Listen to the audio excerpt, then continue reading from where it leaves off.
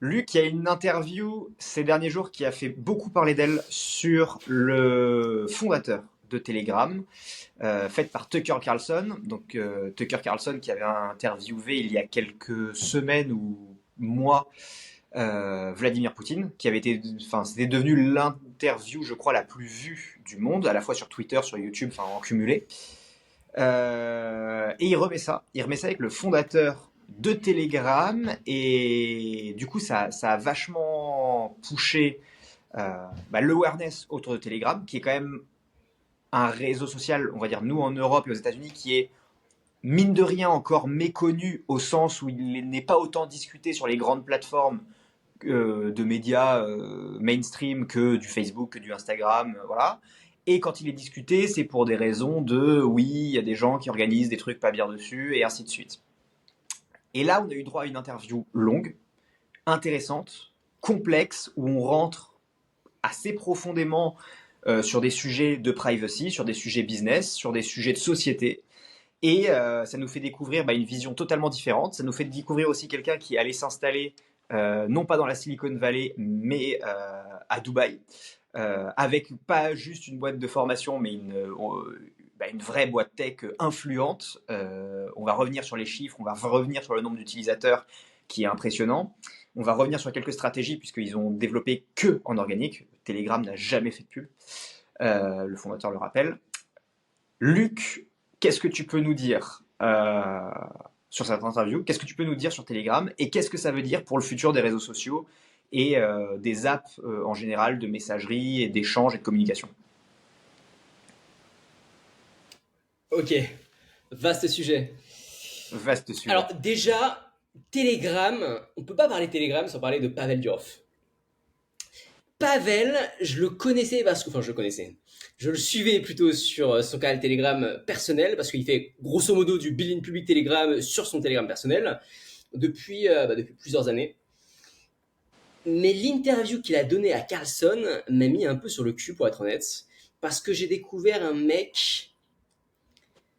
euh, j'ai découvert un mec qui est extrêmement inspirant et je suis hyper content qu'on en parle aujourd'hui dans ce podcast parce que je pense, et c'était notre objectif aussi avec ce podcast, Alex, euh, de motiver un maximum de personnes à lancer des business intéressants.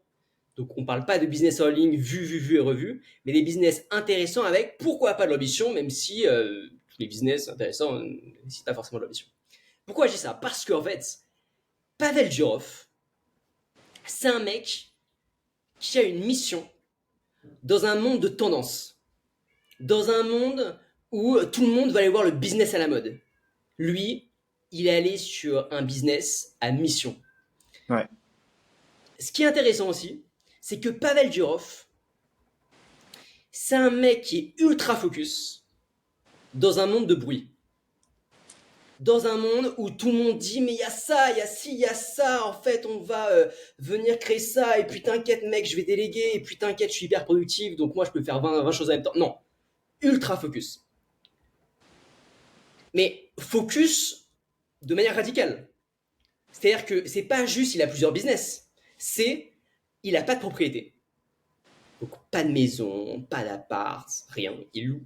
Il a pas de yacht. Le mec est milliardaire, hein. Il a pas de yacht. Il a pas de trucs fancy. Il a pas, en fait, il a pas de biens qui peuvent causer de la charge mentale. Il a pas à se demander, ok, maintenant quel nouveau canapé je vais acheter, ou quelle est la couleur du yacht que je vais avoir demain. Et en fait, sa réflexion derrière, puisque c'est pas juste, il est pas juste désintéressé par ça. Sa réflexion, c'est de dire, j'ai envie de me libérer de la charge mentale pour me focus sur l'unique chose qui m'intéresse, créer la meilleure app de messagerie au monde. Point final. Ouais. Et enfin, Pavel Durov et Telegram, c'est un shift de paradigme dans un monde où ou plutôt, bah, on a autre, c'est un shift qui a déjà eu lieu depuis quelques années quand même, mais dans un ancien monde où, eh bien, il y avait des levées de fonds. Dans un ancien monde où tout le monde voulait absolument trouver des associés. Dans un ancien monde où c'était stylé de dire, moi j'ai 300, 400 employés, moi je crée de l'emploi. Et en fait, lui, il est arrivé à créer une boîte, comme tu l'as dit, avec 900 millions d'utilisateurs quotidiens, avec 2,5 millions d'inscriptions par jour, avec 0 € de budget marketing, avec 0 € levé, avec 30 mecs, que des techs. Il n'y a aucun mec en marketing, il n'y a que des techs. Et la chose la plus surprenante, je trouve, c'est que Pavel Durov, c'est un solo owner.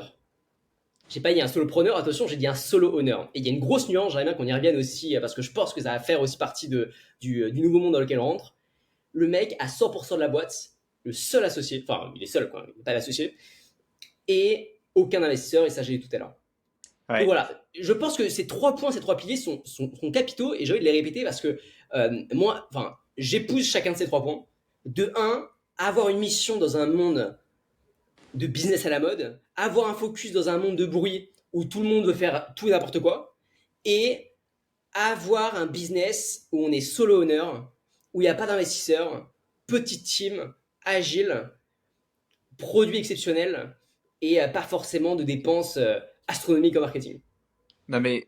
J'ai pas Ouais. du tout répondu à ta question, mais je trouvais ça intéressant de Non, mais si, préciser. si, c'est intéressant parce que tu as ouvert un truc. Et je pense que premier truc déjà, rappelons rapidement le CV et qui est Pavel Durov. Donc, Pavel Durov est de nationalité russe. Il est né en ex-Union soviétique au milieu des années 80. Il a émigré en Italie rapidement avant de revenir en Russie, où, quand il a eu 22 ou 23 ans, il monte VK. VK qui est, selon ses propres dires, même s'il n'aime pas le terme, le Facebook russe. VK qui est monté jusqu'à 100 millions d'utilisateurs. Donc pour un site russe, ça veut dire qu'il avait quand même une énorme partie du marché adressable, hein, puisque si je dis pas de conneries, il y a 130 ou 140 millions de Russes. Alors tu dois avoir plus de russophones, entre guillemets, mais en gros, il avait une énorme partie du marché potentiel. Il monte donc ce réseau social. Il a un conflit avec son propre gouvernement et quelqu'un que nous ne citerons pas euh, dans ce podcast. Il a un énorme problème avec le gouvernement russe. Il est viré de sa propre boîte. Il est viré de VK. On ne dit pas s'il prend du fric ou pas, il doit y en avoir un peu, puisque, mine de rien, ça lui permet de financer seul, comme tu l'as très bien dit, Telegram au départ. Et donc là, il part, il teste plein de pays, notamment la Silicon Valley, et au final, il s'installe à Dubaï, où il monte Telegram, donc messagerie cryptée. Enfin, l'idée, c'est faire la meilleure messagerie du monde, oui, mais surtout messagerie cryptée. Et il apprend de ses échecs, il ne veut surtout pas laisser les gouvernements voir ce que tu t'envoies. Donc il évite tout ce qu'on appelle les backdoors, à savoir les portes arrière pour venir espionner ce qui se passe sur une application. Et ça, il le refuse catégoriquement, peu importe le gouvernement qui le lui demande, ce qui le met dans un premier temps dans la merde. Aujourd'hui, on parle d'un mec donc, qui a une fortune estimée à 15 milliards, 15 milliards et demi de dollars, ce qui doit en faire fastoche une des 100 ou 200 premières fortunes mondiales. Ah, j'ai pas trouvé, alors ou j'ai pas entendu, mais j'ai pas trouvé exactement d'explication de combien Telegram génère de CA à proprement parler. Les seules infos que j'ai trouvées, mais j'ai du mal à les recouper, ce serait en 2022 88 millions de CA. C'est ce que moi j'ai réussi à trouver. Si t'en as d'autres, je suis preneur. Mais a priori, on tournerait autour de 100 millions de CA annuels. Évidemment, Telegram n'est pas coté en bourse, donc aucune information n'est publique. Et voilà ce qu'on peut dire sur Pavel Durov. Et tu l'as dit juste avant sur Telegram. Donc Telegram, c'est quand même un ovni. 0 € dépensé en marketing. On le rappelle pour la millième fois. Moins de 30 personnes. 0 € levé. Un CEO qui dirige seul. Qui a juste fait coder à son frère, à son petit frère ou son grand frère, j'ai pas compris, mais son petit frère, je crois, l'algorithme encrypting, donc enfin d'encryption, je sais pas comment on dit en français. Donc cet algo a été codé par son petit frère, et à partir de là, on est sur un produit qui dépasse maintenant les 900 millions d'utilisateurs quotidiens. Je pense que les utilisateurs globaux doivent dépasser le milliard. c'est un ovni. C'est clairement un ovni quand tu vois que aujourd'hui WhatsApp, pour comparer, appartient à Meta et que Meta, c'est des dizaines de milliers de personnes qui bossent au quotidien sur l'ensemble des apps. Mais il faut rappeler que WhatsApp, quand ils ont été lancés, était une team de moins de 50 personnes et que ça a quand même été racheté pour 19 milliards avec moins de 50 employés. Donc il y avait quand même un sujet. Il y avait quand même un sujet de pour les messageries, il n'y a pas besoin de grand monde si le truc explose vraiment. Et donc je suppose que s'il a 100% des actions et que sa fortune est à 15 milliards et demi, on peut juger que la valorisation de Telegram doit être entre 12 et 15 milliards. Quoi. Je sais pas ce qu'il a d'autre à côté, mais s'il est méga focus, il est focus a priori que sur Telegram. Il doit avoir un peu de cash, machin, mais ça veut dire que Telegram vaut plus ou moins 15 milliards, c'est-à-dire vaut plus ou moins ce que valait WhatsApp avant l'achat de Facebook. Bien que ce soit de la supposition totale. Ouais, ouais, bah rien à rajouter sur ça. Je me dis là, on a à peu près toutes les datas, tout le monde, tous ceux qui sont pas forcément familiers du sujet ont toutes les datas en tête pour se dire, ok, tu vois, où est-ce que ça se situe, ça fait quoi, comment ça fonctionne. Maintenant, moi, c'est un truc qui me tient vraiment à cœur et donc la suite du débat, c'est privacy à mon avis. Le gros truc de Telegram, c'est la privacy. C'est de se dire, alors avec les dérives qui vont avec, hein, je pense qu'on va évoquer les deux côtés, mais c'est de se dire, les réseaux sociaux et la vague Internet depuis le début des années 2000 s'est développée sur le fait d'avoir un Internet majoritairement et massivement gratuit en échange de data pour pouvoir vendre des trucs. Ou créer des systèmes experts, ou créer ou entraîner des IA, ou faire quoi que ce soit, mais globalement, le sujet de base, c'est je récolte de la data, grâce à cette data, je vends des trucs. Facebook, Google, TikTok, peu importe, tu me prends toutes les applications, le sujet il est là. Telegram, est-ce que tu sais, et je le sais pas moi-même, est-ce que tu sais le business model qui est réellement derrière? Comment il fonctionne précisément? Ouais, bien sûr. Bah, en fait, c'est simple, hein, puisque, comme je l'ai dit, Pavel Durov, il fait du building public sur Telegram, donc c'est très simple finalement de remonter ça. On va sur son channel et il dit ce qu'il fait, ce qu'il a pas réussi à faire, ce qu'il a réussi à faire. Et donc, jusqu'à il y a pas si longtemps, pardon, il n'y avait aucun business model. Voilà, c'était financé par ses fonds propres. Alors, tout à l'heure, tu demandais, oui, mais du coup, comment il a réussi à choper de la thune. Je crois, si je ne dis pas de bêtises, et les auditeurs, corrigez-moi si je me trompe, mais il y avait une ICO qui aurait été faite avec Vika, et il aurait réussi à choper pas mal de thunes de cette ICO, de 1. De 2, il a investi beaucoup dans le Bitcoin à ses débuts. Et de 3, il y a quand même un petit passage où Pavel Durov a lancé une crypto-monnaie où il aurait fait pas mal de sous aussi. Ok. Avant, il y a quelques années. Donc c'est comme ça qu'il a réussi à amasser plusieurs centaines de millions en cash qu'il alloue de manière quotidienne à Telegram. Bon. Concernant le business model de Telegram, aujourd'hui, il y a deux business models qui leur permettent aujourd'hui, d'après Pavel Durov, d'être à l'équilibre et donc de ne plus perdre d'argent pour la première fois. Le premier, c'est Telegram Premium. Donc ça, c'est un truc qui est un peu bullshit, je trouve. Je pense qu'il aurait pu un peu plus bosser cette feature-là. Mais en gros, ça te permet d'avoir des emojis en plus. Ça te permet de télécharger des fichiers qui sont un peu plus gros. Ça te permet de partager des messages qui sont un peu plus longs. Par exemple, moi, dans le sanctuaire NBS, lorsque je partage des trends, des tendances, j'aime bien écrire beaucoup. Et à chaque fois, je suis limité avec un nombre de caractères. Et ça me fait chier parce qu'il faut que je fasse de messages. Du coup, il y a moyen que je prenne cet abonnement-là. Mais en gros, pour le user moyen, c'est pas hyper utile et ça va coûter, je crois, 4 € par mois, si je dis pas de bêtises. Okay. Ça, c'est la première chose. Et je crois que juste avec cette feature-là, ils ont réussi à atteindre l'équilibre. La deuxième chose, et ça, c'est hyper intéressant pour le coup, qu'ils ont lancé il y a quelques semaines, c'est Telegram Ads. Et là, tous les marketeurs sur Terre vont tomber, enfin, sont d'ailleurs en ce moment en train de tomber amoureux de cette feature. C'est une feature qui te permet, parce que je le rappelle, Telegram, comme tu l'as dit, ne récupère aucune data. Et donc, bon courage pour faire du targeting lorsque tu n'as aucune data sur tes users.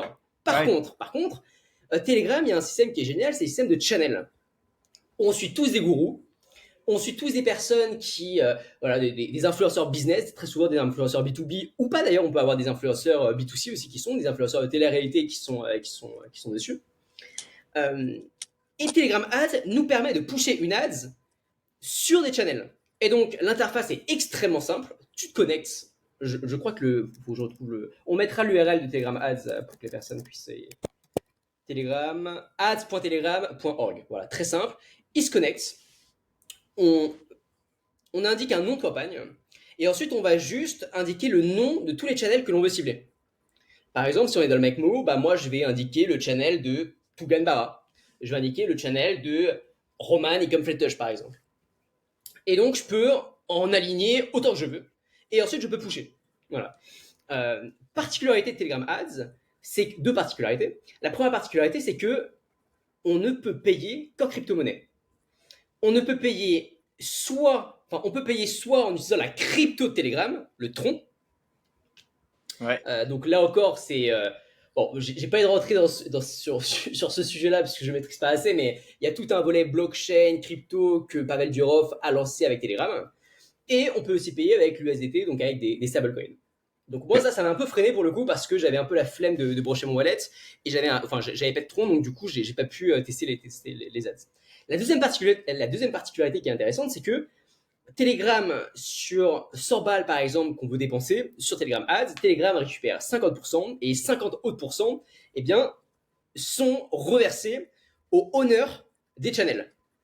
Donc un peu comme les chaînes YouTube qui font des vidéos, qui font de l'argent et ensuite qui récupèrent des sous, bah, c'est la même chose pour les channels Telegram. Et donc je pense que d'ailleurs il va y avoir des business models qui vont se créer en mode ok, on va essayer de faire du volume sur notre channel pour attirer les annonceurs et pour après choper du revenu publicitaire comme ça. Et dernière data très intéressante, c'est que ça a été lancé récemment et les résultats semblent super intéressants. En coût par clic, là où sur Facebook on peut avoir des coûts par clic de 20, 30, 40 centimes, Telegram, moi je suis un gars de Telegram qui s'appelle de Roman et Comfletouch, Roman et Maxime et Comfletouch qui font pas mal de tests, et eux ils ont dépensé je sais pas combien d'euros, peut-être une petite centaine ou une milliers d'euros, et d'après les datas qu'ils ont partagées, ils auraient des coûts par abonné à leur canal Telegram qui est extrêmement faible. Bon, après, où est-ce que ça va aller? J'en sais rien. J'en sais rien parce que c'est bien d'avoir des abonnés, mais in fine, la seule data qui compte, c'est combien de personnes convertissent. Et aujourd'hui, malheureusement, Telegram ne permet pas du tout de traquer ça. C'est-à-dire qu'on balance de l'ADS, on a des abonnés qui arrivent, mais on n'a aucune data pour savoir est-ce que ces abonnés qu'on a récupérés, ce sont des abonnés qui vont convertir ou pas. Bon, cependant, certes, il y a des stratégies. Tu peux recréer un canal de zéro, tu peux uniquement les pusher en ads pour voir comment il va se développer. Mais si tu prends un canal qui s'est déjà développé en organique de base, bon, t'as aucun tracking et donc ça te fait de la vanity metrics. T'as des abonnés qui arrivent pour pas cher, pour beaucoup moins cher que sur Facebook par exemple, mais tu sais pas s'ils convertissent. Donc voilà les deux business models. Un business model qui leur a permis d'atteindre l'équilibre, qui est les Telegram Premium, et un nouveau business model qui, à mon avis, va leur permettre de gagner beaucoup d'argent, qui est les ads. Ok. Très clair, bah, no, c'est parfaitement clair et précis.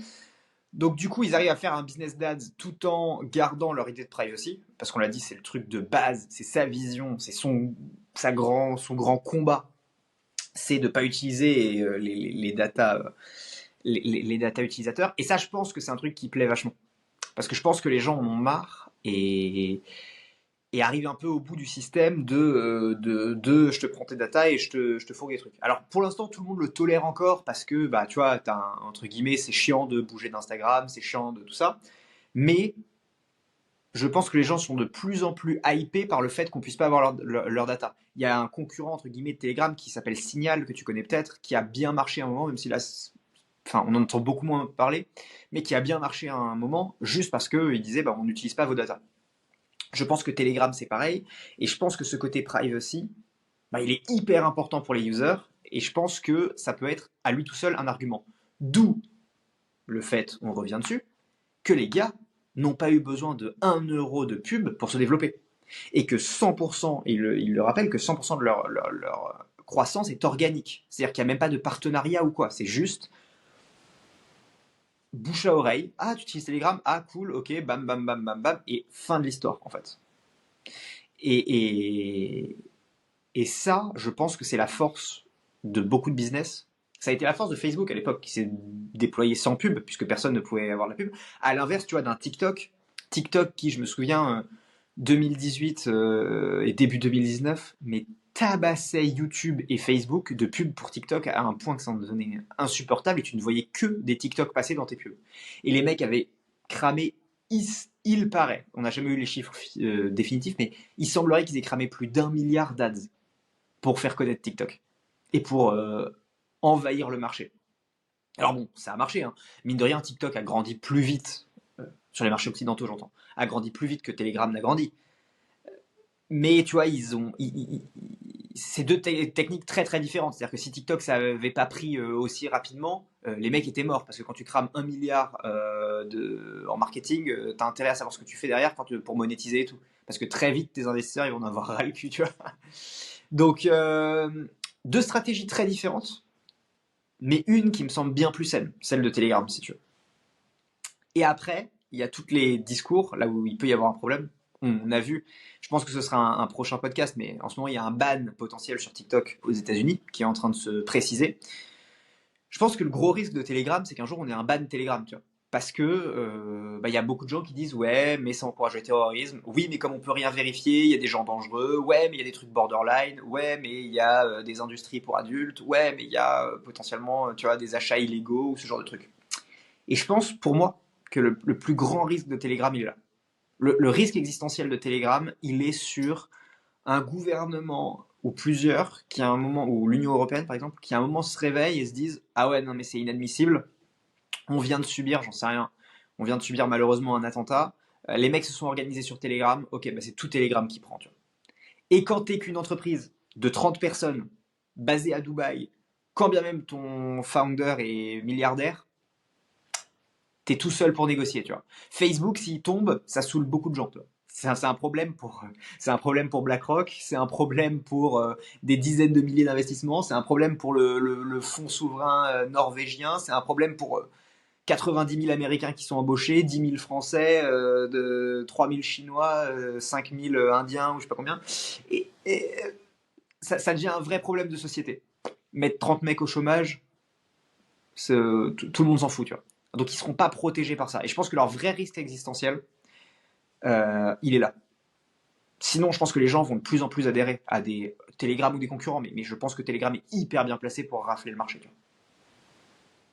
Je sais pas ce que tu en penses. Mec, Qu'est-ce qui tuerait Telegram à part ça? Enfin, soit tu confirmes mon truc, soit tu as d'autres idées, mais qu'est-ce qui d'après toi, pourrait mettre fin à Telegram? je plus sois à fond ce que tu viens de dire. Je plus sois et je pense que c'est peut-être un scénario possible. Et c'est peut-être aussi pour ça que Pavel Durov est en train de se diriger de plus en plus vers tout ce qui est blockchain pour pourquoi pas demain créer un réseau totalement décentralisé. Parce que je sais pas si t'as suivi, mec, mais là récemment, il y a 2 jours, il y a les créateurs du Samurai Wallet. Je Samurai connaissais Wallet, pas, qu'est-ce que c'est? C'est un mais wallet vas-y. Bitcoin qui permet tout simplement. Alors, je connaissais pas, moi non plus, je connaissais pas avant de regarder l'affaire il y a quelques jours de ça, mais en gros, je vais pas rentrer dans un terrain que je connais pas trop, mais en gros, c'est un wallet pour Bitcoin. Voilà. C'est un wallet pour Bitcoiner. C'était pas mal utilisé et il y avait pas mal de transactions qui étaient faites dessus. Donc en gros, c'est des mecs qui s'étaient même pas cachés, qui ont créé de la tech. Parce que la mission était cool, parce qu'ils aimaient bien la philosophie de Bitcoin. Mec, ils ont été arrêtés et aujourd'hui, ils risquent 25 ans de prison. 25 ans de prison pour ça. Ouais, Et, mais et en fait, les États-Unis, mais j'allais dire la Chine, mais c'est obvious pour la Chine, mais en fait, on rentre dans un système où on dit souvent, on parle souvent du oui, les GAFAM nous volent nos data, mais personne parle réellement à quel point les gouvernements s'intéressent de près à nos data. À quel point à tel point que certaines fois, eh bien, ils sont prêts à détruire la vie de certaines personnes pour justement pouvoir les récupérer. Et quand on voit à quel point ils ont essayé, je répète très souvent à quel point, mais à quel point ils ont essayé de s'emparer de certains développeurs Telegram, je sais pas si tu as suivi un peu l'histoire, mais il y a j'ai vu. plusieurs développeurs Telegram qui ont été approchés par le FBI pour essayer de créer des backdoors. Plusieurs fois, Pavel Durov a été, d'ailleurs, les États-Unis ou autres services de renseignement. Si le mec il continue à dire non, non, non, non, non, et que demain il y a un attentat ou il y a quelque chose d'énorme qui se passe et qui s'est tramé sur Telegram, mais ça va être du pain béni pour les gouvernements. Et ils vont dire non, non, nous on n'accepte pas ça. Prison. Ouais. Et là, en fait, ça remet vachement. Et j'écoutais les créateurs, les fondateurs du Big Whale, qui est un média crypto dont le fondateur parlait sur BFM Echo. Et je trouve qu'il a raison lorsqu'il dit que si Satoshi Nakamoto aujourd'hui était en vie, enfin en vie mais surtout connu, pardon, je sais pas s'il est mort, et ben il serait arrêté pour financement du terrorisme. Il serait arrêté pour blanchiment, il serait arrêté pour tout ça, il irait en prison à vie le mec. Et donc, j'avais pas du tout réfléchi à, à, à tout le pan, à cet angle de ok, est-ce que Telegram peut mourir? Et je trouve ça hyper intéressant que tu le soulignes. Mais en effet, s'il y a vraiment, je crois pas au fait qu'un concurrent va venir détruire Telegram dans les 5 prochaines années. Ça, j'y crois pas. Ils sont en Moi non avance, plus. tout le monde adore. Pavel Durov, il a la cote. Et en plus, il y a un peu un méta, tout le monde pointe du doigt. Facebook, c'est les méchants. Donc ça, j'y crois pas. Par contre, un risque étatique, en mode ok, c'est les gouvernements qui vont attaquer ça, c'est hyper plausible. D'autant plus C'est que ça lui est déjà hyper arrivé. plausible. Le sujet avec VK, alors VK a survécu, mais sans lui, du coup. Mais le sujet avec VK, c'est exactement ça. C'est exactement ça, tu vois. Et, et là, je trouve qu'on ouvre des sujets, tu vois, de société où il y a un mélange entre boîte tech, sujet de société, sujet politico-géopolitique, si tu veux, qui deviennent méga importants. Faut quand même se rendre compte d'un truc. Un mec seul, ok, il est un peu riche, machin, très bien, mais un mec seul, avec 30 employés, devient la préoccupation du gouvernement des États-Unis, qui est probablement l'organisation la plus puissante de la planète. Facebook ou Google, 20 ans, grosso merdo, après leur création, deviennent quasiment aussi puissantes que des États dans leur capacité à prendre des décisions, mettre des trucs en place, diffuser de la culture. Et je pense qu'on est vraiment sur un shift que peu de sociétés avaient réussi à avoir. Et les seules sociétés qui avaient réussi à avoir un impact comme ça, je pense que c'est des trucs genre Standard Oil, tu vois, qui ont été démantelés pour loi antitrust dans les années 20 ou 30, je sais plus. Et là, tu te retrouves avec des sociétés qui ont un impact, et les mecs qui ont cet impact, ils sont moins de 30. Tu vois. WhatsApp, moins de 50. Facebook, ok, ils sont nombreux, mais je pense que les core features, elles sont assurées par peut-être moins de 200 mecs. Google, pareil. Je pense que tu as beaucoup de mecs dans les projets de R&D, machin, et voilà. Et ChatGPT, OpenAI, moins de 700 employés. Moins de 700 employés, les mecs font 2 milliards de revenus et sont en train de créer une techno dont on a déjà du mal à mesurer les impacts. On en parlait dans le stand-up, on a déjà du mal à mesurer les impacts. On a fait une étude dessus. C'est en train de s'immiscer partout. C'est passé de 0 à plus de 2 milliards de chiffre d'affaires avec un temps record. Et ils ont moins d'employés que. Ils ont plus de. Tu vois, ils ont autant d'impact qu'un pays avec moins d'employés qu'un petit village du sud de la France. Tu vois, c'est. La réflexion géopolitico-tech est hyper importante, je trouve. Et Pavel Durov et Telegram en sont un exemple hyper important. Hyper important et hyper. Comment dire euh, c'est presque caricatural de la chose. Tu vois. Ouais, mais en fait, non seulement il y a cet angle que tu viens de décrire, mais aussi il y a cette réflexion de. Donc on reste sur les 30 employés, 900 millions d'utilisateurs, très certainement des centaines de millions de revenus. Euh, on n'est pas bullish sur le marché du travail lorsqu'on voit ça. On n'est pas bullish sur la réduction du chômage lorsqu'on voit ça. Ah, pas du tout. Ah oui, ça c'est encore un autre dossier social, c'est-à-dire qu'on ouvre, je suis d'accord avec toi, où tu te dis, mais attends, si on est capable de faire tourner des entreprises qui avant nécessitaient entre 5 et 10 000 personnes pour faire 100 millions, enfin tu vois, une industrie, je pense qu'elle a embauché au moins 5 000 personnes, aujourd'hui ils en embauchent 30, oula, où là on a un problème. Parce qu'à un moment, si tu veux, la masse monétaire elle n'est pas non plus extensible, si tu veux. Tu vas pas créer des dizaines et des dizaines de télégrammes. Donc ouais, il y a un énorme sujet, il y a un énorme sujet de travail. Et l'IA ne fait que pousser ça. Dans une étude que je lisais l'autre jour par le fonds d'investissement ARK, ils mettaient des graphiques où en gros ils expliquaient le temps de travail en fonction le temps de travail nécessaire pour accomplir une unité, si tu veux, en fonction des vagues technologiques. Donc, tu avais le train, tu vois, le steam engine, la machine à vapeur. Quand on a développé les rails, quand on a développé l'informatique, quand on a développé Internet et maintenant l'IA. Bon, il y avait d'autres trucs au milieu, mais globalement, c'est ça le truc. Et tu te rends compte qu'à chaque fois, l'impact humain et le besoin d'heures nécessaires de travail humain pour accomplir, disons, 1000 euros de retour sur investissement est en chute libre. Et à chaque technologie, ça s'accélère. C'est pas juste que chaque technologie fait descendre la courbe, c'est qu'à chaque fois, l'accélération de la pente est de plus en plus violente. T'as une fonction, tu vois, qui amène le truc à zéro. Enfin, clairement, la limite du truc, c'est zéro.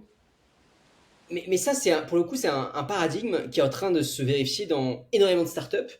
Donc, ça a commencé il y a quelques années quand même, tu l'as dit avec WhatsApp, tu l'as dit avec pas mal de boîtes de messagerie, mais on le voit vachement aussi avec cette mouvance des solopreneurs qui arrivent à créer des boîtes qui font 50, 60, 100 000 euros par mois solo, totalement solo. Donc on parle quand même de boîtes à valo potentiellement 10 millions à partir du moment où ils font 100 000 balles par mois. Et puis même ta boîte aussi, peut-être que ce sera l'occasion, un autre podcast très certainement de parler de ça, mais je pense que c'était aussi un exemple à ce niveau-là d'une boîte qui aujourd'hui génère des dizaines de millions au minimum. Et qui est assez, enfin, il y a pas énormément d'employés. Je pense qu'elle est encore assez agile. Je pense que tu n'as pas encore décentralisé le processus de décision. Donc voilà, même sans t'en rendre compte, peut-être que tu participes aussi à ce phénomène. En fait, si tu veux, nous, alors, une toute autre échelle, mais on a peu d'employés par rapport au métier qu'on touche, si tu veux. C'est-à-dire que par rapport à. Alors, on va dire notre sous-jacent, même si tu vois, on est tech, on fait de la finance, machin, mais notre sous-jacent, c'est la promotion immobilière. Et en fait, par rapport à n'importe quel autre, alors c'est nos clients slash concurrents, mais tu vois, on a très peu de gens. Nous, aujourd'hui, bah, pareil, un même chiffre, tu vois, on est une trentaine. On est une trentaine, là où pour réaliser ce qu'on devrait faire, on devrait être peut-être plus de 100. La seule nuance où nous, ça rend le truc pas tout à fait vrai, c'est qu'on s'appuie sur un réseau de partenaires qui, à un moment, lui, est obligé de venir réaliser. C'est-à-dire que quand à la fin, tout ce qu'on fait finit sur un chantier, la réalité du chantier, c'est que on a le même nombre de personnes qui vont dessus. C'est juste qu'ils sont pas chez nous, si tu veux. C'est juste qu'il y a un paquet de fonctions que nous, on fait en backup pour des promoteurs, mais c'est le promoteur qui finit par réaliser, par être le vrai réalisateur, un vrai promoteur avec le vrai nombre, le vrai effectif. Nous, notre seule force, c'est d'avoir distribué la charge sur un ensemble de partenaires, si tu veux. Ça, c'est la vraie force du truc. Mais pour réaliser la tâche, on est toujours sur à peu près le même nombre de personnes. Certes, nous, en interne, si on regarde le côté purement économique, boîte, ce que tu dis fonctionne. Par contre, dans le calcul que j'évoquais tout à l'heure, pour réaliser la tâche, le calcul ne fonctionne pas chez nous. Pour être très honnête et transparent, on n'a pas encore craqué ça. On craquera ça le jour où on aura de la robotique qui vient construire un immeuble, par exemple. Là, oui, là, on aura craqué un truc et là, ça changera de paradigme. Mais pour l'instant, on n'a pas encore changé le paradigme. Donc voilà, pour être clair sur notre modèle, c'est un tout petit peu différent de ce qu'on évoque où vraiment, eux, c'est pur jus, quoi. Et OpenAI, c'est vraiment réduction des effectifs pur jus. Nous, c'est pas tout à fait le cas, quand même. Non, mais voilà, donc tout ça pour dire que tous ces sujets-là viennent s'entremêler et que Telegram est une boîte qui représente ça. Et je pense qu'à l'inverse, son succès, ce sera sa vision forte. Je pense que son succès et je pense que sa capacité à devenir une boîte importante dans l'écosystème tech et dans la vision tech, ce qui est le cas, ce qui est déjà le cas, mais encore plus qu'elle ne l'est aujourd'hui, va venir de sa capacité à garder sa vision, à garder son cap et à ne jamais en bouger sur les sujets fondamentaux. Les fonctionnalités, on s'en fout. Que demain, ils décident de faire du marketing, on s'en fout, en fait. Tout ça, c'est... Voilà, c'est du business, quand même, enfin, opérationnel. Mais s'ils arrivent à garder cette force de liberté, d'ailleurs, lui, il disait, hein, Pavel Durov disait, j'accordais plus de valeur à ma liberté qu'à ma réussite en tant que start-upper, et que c'est pour ça qu'il a quitté VK. S'il continue à garder ça, cette idée de liberté, cette envie de liberté, je pense que Telegram va devenir une pierre angulaire de l'écosystème tech. Elle l'est déjà, mais encore plus. Je te rejoins à 1000% et j'ai envie de rebondir dessus. En fait, pour moi, ça, pour toutes les personnes qui nous écoutent, c'est ce qui nous manque en France, en fait. Honnêtement. Je trouve qu'il nous manque de personnes qui ont une mission forte, qui les transcendent, qui les transcendent et pour laquelle ils ne vont jamais transiger. Et un focus global. Mec, il veut faire ça, il ne bouge pas, il a que ça, que ça, que ça, que ça, que ça, que ça. Et donc, pour te répondre, il y a zéro chance, sauf énorme pression internationale, mais il y a zéro chance pour que ça bouge. Le mec, il a quand même quitté son pays. Il a quitté une boîte qui cartonnait. Il a pris des risques au niveau de sa sécurité. Je pense qu'il devait avoir chaud aux fesses certaines fois. On n'a pas envie d'avoir le FSB à nos fesses. Et à mon avis, il y a énormément d'autres services de renseignement qui aimeraient bien aussi avoir la peau de, ou du moins à minima avoir accès à Telegram. Ouais. Donc, je pense que c'est une bonne tradition pour parler finalement de ce modèle qui, je pense, est presque un modèle de réussite, presque un template à suivre et qui nous manque énormément, qui est de trouver une mission forte au-delà du bruit, au-delà des tendances, au-delà des modes, au-delà des business dont tout le monde parle, et de se dire, ok, comment je peux me focus à 1000% sur ce truc et me développer derrière. Et pour continuer sur cette idée-là, moi je trouve que les solopreneurs ont mis la première brique. Une brique qui est, moi je me fais kiffer. Je parle surtout des indie hackers, en l'occurrence des mecs qui font de la tech, construisent des trucs qui les font kiffer, essayent de vendre des choses. Je parle pas forcément des infopreneurs, solopreneurs, puisque bon bref, je les mets dans une autre caste là. Mais je pense que ces mecs, ils sont un peu trop tombés dans leur dogme, qui est je reste seul et je bouge plus, je veux personne, et finalement ils font tout, ils s'amènent, enfin, ils en arrivent à faire du marketing, à devoir autofinancer leur truc, à faire du product, à faire du... c'est un peu un enfer. Et je pense que le modèle de Pavel est intéressant parce que lui c'est vraiment un mix des deux. Il a mixé les bienfaits du soloprenariat, qui est il n'y a personne au-dessus, il n'y a personne au même niveau, personne qui me casse les couilles. C'est moi qui prends les décisions, j'avance, j'ai ma vision, je fonce. Avec aussi les bienfaits de la startup qui est je vais déléguer. Je vais déléguer pour être plus agile, enfin pas plus agile, mais pour être plus dynamique et pour avancer plus vite, pour croître plus vite. Et je pense que ce truc n'est pas assez mis sur le devant de la scène dans l'écosystème business en ligne, bien entendu, mais surtout dans l'écosystème startup, qui est ok, les gars, on vous partage cette vision, et putain, il y a un juste milieu entre les deux. Le juste milieu, c'est solo owner, pas solopreneur, solo owner. Vous possédez votre boîte, par contre, vous n'êtes pas solo. Ouais. Alors, le problème pour faire ça, vu que tu donnes pas d'equity et vu que tu n'as pas d'investisseur, tu as intérêt à avoir un maximum de cash pour pouvoir faire démarrer ton truc. Parce que les gens, eux, ils veulent être, enfin, s'ils n'ont pas d'equity, ils veulent être payés dès le premier jour. Donc, tu as quand même tu peux pas, en fait, tu peux pas être un first time founder et faire ça. C'est extrêmement compliqué. Ou alors, tu builds un MVP très très vite qui est rentable et qui ramène quand même pas mal de cash. Parce que quand tu commences à avoir 2, 3, 4 salariés ou équivalents salariés, si tu veux, tu peux très vite en avoir pour 20, 30, 40 000 par mois de charges. Ne serait-ce que ça, les outils, des serveurs. Enfin, bon, les serveurs, tu peux te démerder avec du Azure ou Amazon ou AWS gratos, mais tout ça mis bout à bout, tu as quand même des charges qui très vite te tabassent, tu vois. Non, mais en fait, c'est exactement ce qui s'est passé avec Telegram. les mecs, bah, forcément, il y a son frère initialement qui l'a aidé. Et d'ailleurs, je pensais que il était quoi associé avec son frère, mais en fait, pas du tout. Son frère a zéro part dans la boîte. Ceci étant dit, bah, ils étaient que deux initialement. Ouais, Ils ont recruté personne. C'est après, lorsque Telegram a commencé à se développer, alors qu'ils avaient les moyens, que là, ils ont commencé à recruter. Enfin, ouais, qu'il a clairement. commencé à recruter. Donc finalement, il a suivi ce modèle. Et je suis d'accord avec toi. Mais dans tous les cas, on est, enfin, sauf exception, sauf s'il faut aller très vite, c'est le modèle le plus sain qui soit. On développe quelque chose solo. Si ça marche, on recrute. C'est un point final, quoi. Ouais. Ouais, mais ça implique quand même que tu aies des skills à la fois business, à la fois tech, ce qui est quand même rare chez un même individu, si tu veux. Lui, l'avantage, c'est qu'il venait déjà, il sortait d'une énorme réussite où il avait eu à la gérer en tant que CEO, donc il avait des skills business, et en plus, il est vaguement technique, donc il était capable de développer et de gérer toute la partie UI, UX. Et il a eu besoin de son frère pour développer la partie algo. Donc, si tu veux, c'est cool, mais je sais pas si c'est industrialisable au sens où on l'entend. Tu vois. Est-ce que demain, tu auras des dizaines de solo owners, mais solo owners start-upers? Je À pense que grande oui. échelle, j'ai un peu de mal à y croire. Que tu aies des top gars qui fassent ça, ouais, oui. Genre lui, genre, je suis sûr que si on creuse, on va en trouver deux, trois autres, mais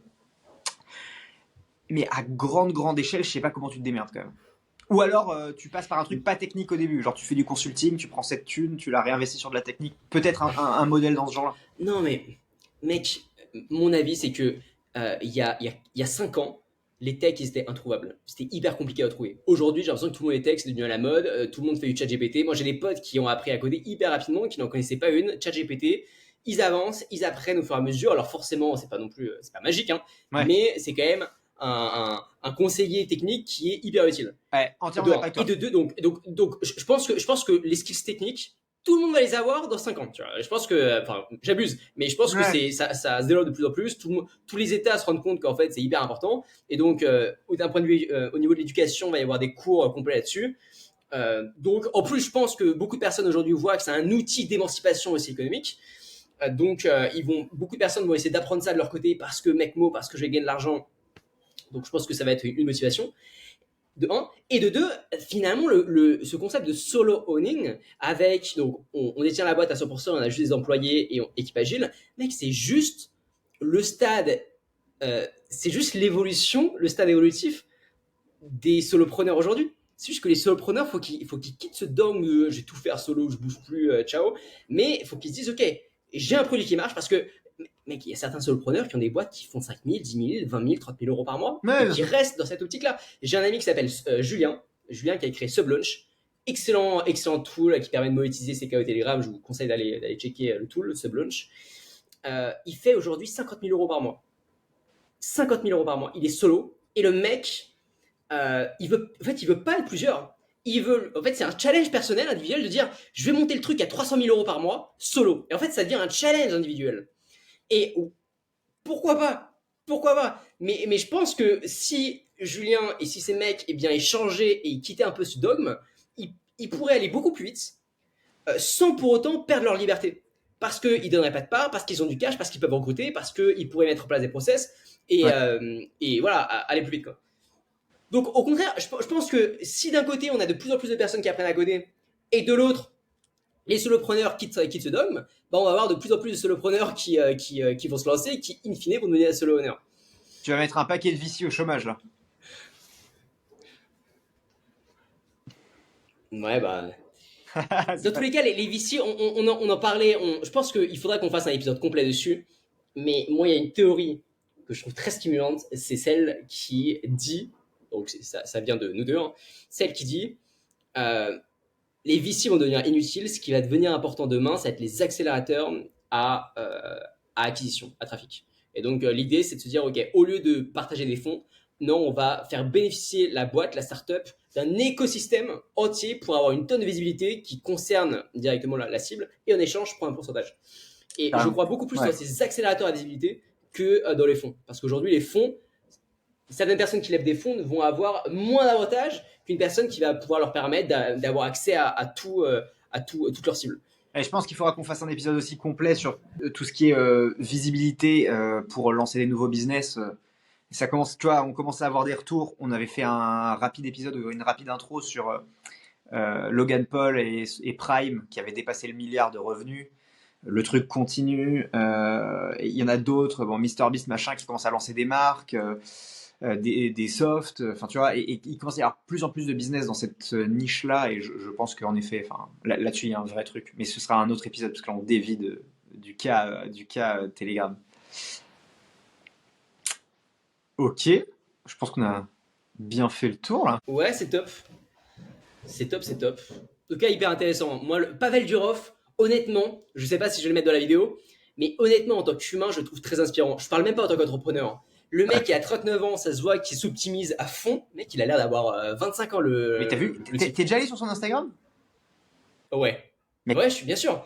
Hyper stock, le mec, méditation. Tu sais, c'est le cliché. En fait, c'est le modèle cliché. ouais, Je sais pas si tu vois ce que je veux dire. ouais, clairement. Et je trouve ça très inspirant. Le mec a l'air d'avoir un esprit clair, rangé, il a pas de charge mentale, il a un focus, il a une vision, il aime ce qu'il fait au quotidien, il médite, il fait du sport, il mange bien. Je sais pas. Moi, Ouais, c'est clairement. un modèle que je trouve intéressant à suivre.